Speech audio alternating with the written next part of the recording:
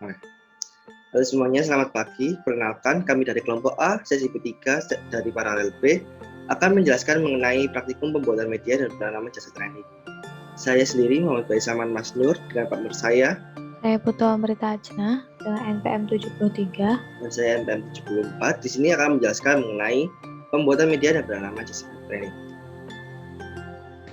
Yang pertama, ada pengertian dari media. Jadi media merupakan sebuah campuran nutrien atau zat makanan yang dibutuhkan oleh mikroorganisme untuk pertumbuhan. Media selain untuk menumbuhkan mikroba juga dibutuhkan untuk isolasi dan inokulasi mikroba, serta untuk uji fisiologi dan biokimia dari mikroba itu sendiri. Selanjutnya untuk jenis media terdiri dari berdasarkan bentuk dan berdasarkan tujuan. Untuk berdasarkan bentuk terdiri dari media cair, media padat, media semi padat, dan media selektif. Untuk media cair biasanya digunakan untuk pembenihan diperkaya sebelum disebarkan ke media padat. Media jenis ini tidak cocok untuk isolasi mikroba dan tidak dapat digunakan untuk mempelajari kuman. Sedangkan untuk media semi padat adalah media yang mengandung agar sebesar 0,5%. Media padat mengandung komposisi agar sebesar 15%. Media padat ini digunakan untuk mempelajari koloni kuman, isolasi, dan juga untuk memperoleh biakan murni. Untuk media selektif, merupakan media cair yang ditambahkan zat tertentu untuk menumbuhkan mikroorganisme tertentu dan diberikan penghambat untuk mikroba yang tidak diinginkan. Selanjutnya yaitu media berdasarkan tujuannya terdiri dari media isolasi yang mengandung unsur esensial yang dibutuhkan untuk pertumbuhan mikroba, dan media diperkaya yang merupakan media yang mengandung bahan dasar untuk pertumbuhan mikroba dan zat-zat tertentu yang ditambahkan seperti serum, kuning telur, dan juga lain-lain.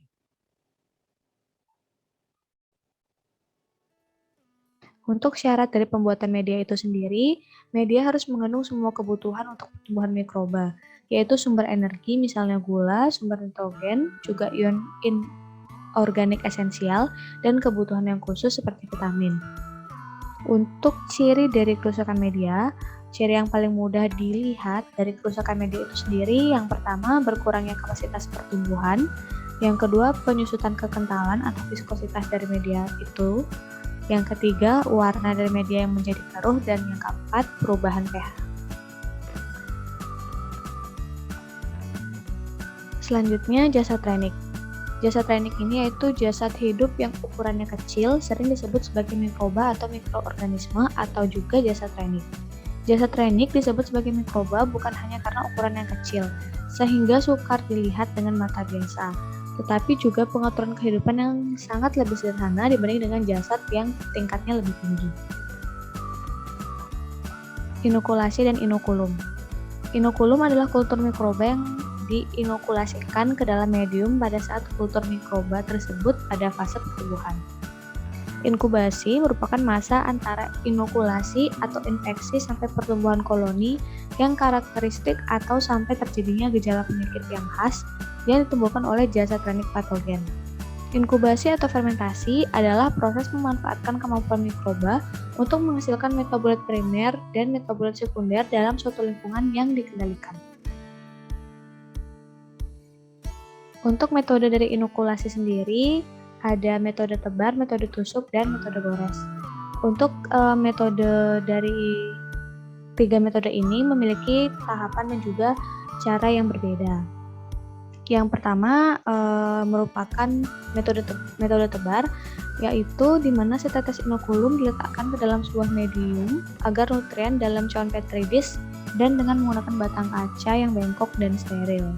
Inokulasi itu disebarkan dengan batang medium yang sama dapat digunakan untuk menginokulasikan dan menjamin penyebaran bakteri yang merata dengan baik. Untuk metode tusuk, yaitu dengan cara meneteskan atau menusukkan ujung jarum ponsel yang dalamnya terdapat inokulum, kemudian dimasukkan ke dalam media. Dan yang terakhir, metode gores. Teknik ini menguntungkan jika ditinjau dari sudut ekonomi dan waktu, tetapi memerlukan keterampilan-keterampilan yang diperoleh dengan latihan. Jadi, penggoresan yang sempurna akan menghasilkan koloni yang terpisah. Inokulum digoreskan di permukaan media agar dalam cawan Petri dish dengan jarum yang telah dicelupkan.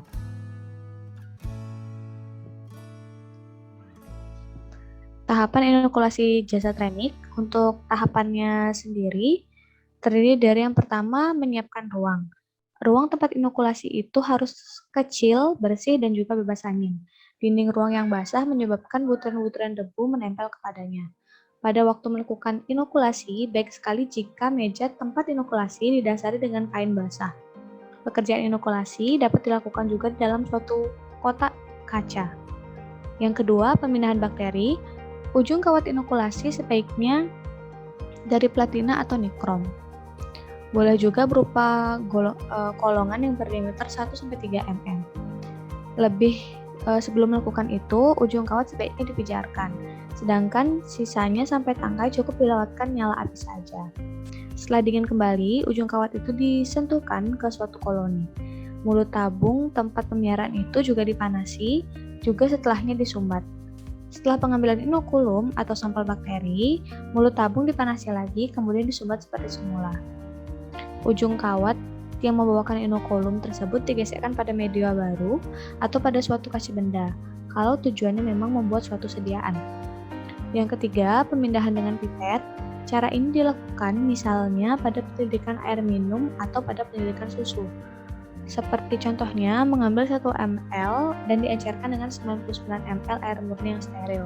Kemudian, diambil 1 ml dari enceran itu untuk dicampur dan diadukan dengan medium agar-agar yang masih dalam keadaan cair. Lalu, agar-agar yang masih encer dituangkan di cawan Petri dish. Setelah agar-agar membeku, maka cawan Petri dish berisi piaraan baru itu disimpan dalam tempat yang aman, misalnya di almari atau juga laci. Selanjutnya adalah hal-hal yang harus diperhatikan saat melakukan inokulasi.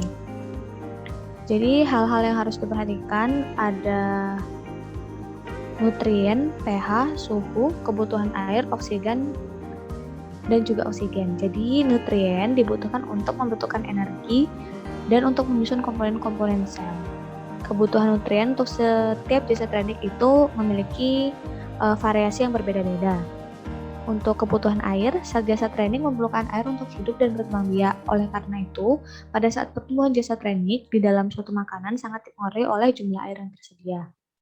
Selanjutnya pH, nilai pH medium itu sangat mempengaruhi dari pertumbuhan jasa training itu sendiri, di mana jasa training pada umumnya dapat tumbuh pada kisaran pH 3 sampai dengan 6. Tapi ada juga kebanyakan bakteri yang memiliki pH optimum 6,5 sampai 7,5 dan tidak dapat tumbuh baik pada pH di bawah 5 dan pH di atas 8 kecuali bakteri yang bersifat aksam ataupun bakteri oksida sulfur.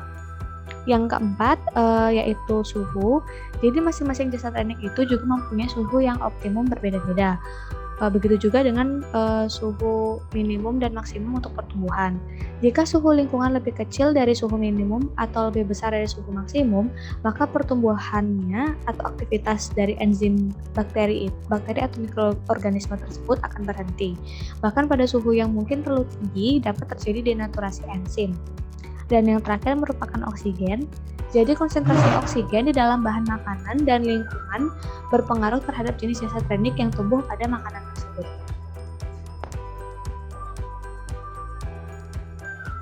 Kemudian selanjutnya adalah faktor yang mempengaruhi dari pembuatan media. Yang pertama adalah suhu. Pada pembuatan media ini, suhu perlu diperhatikan dengan baik karena dengan adanya peningkatan suhu yang mendadak atau peningkatan suhu melebihi batasnya, maka akan dapat mengganggu pembuatan media dan juga dapat merusak media. Selanjutnya adalah pH. pH dari media ini akan mempengaruhi tumbuh kembang dari bakteri. Sehingga pada saat pH-nya tidak sesuai dengan bakteri, maka pertumbuhan bakteri akan terhambat atau bahkan tidak tumbuh sama sekali. Kemudian selanjutnya adalah sterilisasi. Dengan adanya sterilisasi ini, kita dapat membantu untuk membuat biakan murni atau dapat mencegah adanya kontaminasi dari luar, sehingga yang kita tumbuhkan atau yang kita amati nantinya hanya bakteri yang kita amati atau yang kita inginkan saja, tidak ada bakteri yang masuk dari sumber lainnya. Selanjutnya adalah pada pembuatan media. Secara umum, media ini dapat dibuat dengan cara pencampuran, kemudian sterilisasi dan dilakukan pendinginan. Pada media nutrien agar, kita melakukan pencampuran dengan memanaskan dan mencampurkan bahan berupa sari daging sebagai sumber nutrisi, kemudian pepton sebagai sumber nitrogen, agar sebagai bahan pembeku atau pengerasnya, kemudian natrium klorida ini sebagai penjaga dari tekanan osmotik, juga sebagai larutan buffer agar pH-nya tetap seimbang, dan juga aqueous sebagai pengencernya atau pelarutnya. Kemudian setelah kita melakukan pencampuran, kita akan melakukan sterilisasi dari alat dan bahan yang akan menampung dari media tersebut. Kemudian setelah melakukan sterilisasi, kita dapat menuangkan media tersebut ke dalam wadah tersebut, kemudian dilakukan pendinginan sehingga media menjadi padat. Selanjutnya adalah pembuatan media pada media kecambah. Sama seperti sebelumnya, kita melakukan pencampuran, sterilisasi, dan pendinginan. Di sini bahan yang digunakan berupa kecambah, bahan sari daging, kemudian pepton sebagai sumber nitrogen, NaCl, dan aqueous seperti yang sebelumnya. Lalu juga melakukan sterilisasi pada alat dan juga wadah yang akan kita gunakan. Lalu kita akan menunggu dingin dan padat medianya. Lalu baru dapat kita gunakan.